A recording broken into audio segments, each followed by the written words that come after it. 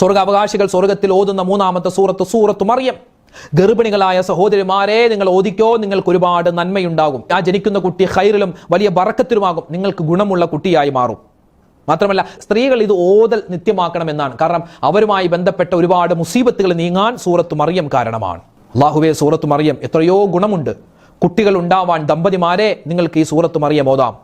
ഖുർആനിലെ 114 സൂറത്തുകളിൽ ഒരു സൂറത്തിന് മാത്രമാണ് ഒരു സ്ത്രീയുടെ പേര് കൊടുത്തിട്ടുള്ളത്. അത് സൂറത്തു മറിയമാണ്. കൃഷി കച്ചവടമൊക്കെ നന്നാവാൻ കച്ചവടക്കാരെ നിങ്ങൾ മോദിക്കോ സൂറത്തുൽ മറിയം. ഒരുപാട് നേട്ടമുണ്ട്. പിന്നെ ഒരു മഹാൻ പറയുന്നു, സൂറത്തു മറിയം ഓതുന്നവർക്ക് ലോകത്ത് ദുആ ചെയ്യുന്നവർ, ദുആ ചെയ്യാത്തവർ, 2 വിഭാഗം ആളുകൾ. ഒന്ന് ദുആ ചെയ്യുന്നവർ, 2 ദുആ ചെയ്യാത്തവർ. 2 വിഭാഗം ആളുകളുടെയും എണ്ണത്തിനനുസരിച്ച് അല്ലാഹു തആല പ്രതിഫലം കൊടുക്കുമെന്നാണ്. യാ അല്ലാഹ്, എത്രയോ പ്രതിഫലം. സ്വർഗാവകാശികൾ സ്വർഗത്തിൽ വെച്ച് ഓതുന്ന 4ാമത്തെ സൂറത്ത് യൂസുഫ അല്ലെ. നബി സല്ലല്ലാഹു അലൈഹി വസല്ലം തങ്ങൾ എന്റെ സഹോദരൻ എന്ന് പരിചയപ്പെടുത്തിയ ആളാണ് മഹാനായ യൂസുഫ് നബി അലൈഹിസ്സലാം. ലോകത്ത് അല്ലാഹു തആല സൗന്ദര്യത്തെ സൃഷ്ടിച്ചു. ആ സൗന്ദര്യത്തെ 2ആയി മാറ്റി. ഒരു ഭാഗം നബി സല്ലല്ലാഹു അലൈഹി വസല്ലം തങ്ങൾ കൊടുത്തു. ആ മറ്റൊരു ഭാഗം വീണ്ടും 2ആക്കി. 1/4 ഭാഗം മഹാനായ യൂസുഫ് നബിക്കും, ബാക്കി 1/4 ഭാഗമാണ് ലോകത്തുള്ള മുഴുവൻ മനുഷ്യർക്കും അല്ലാഹു കൊടുത്തതെന്നാണ് അല്ലേ.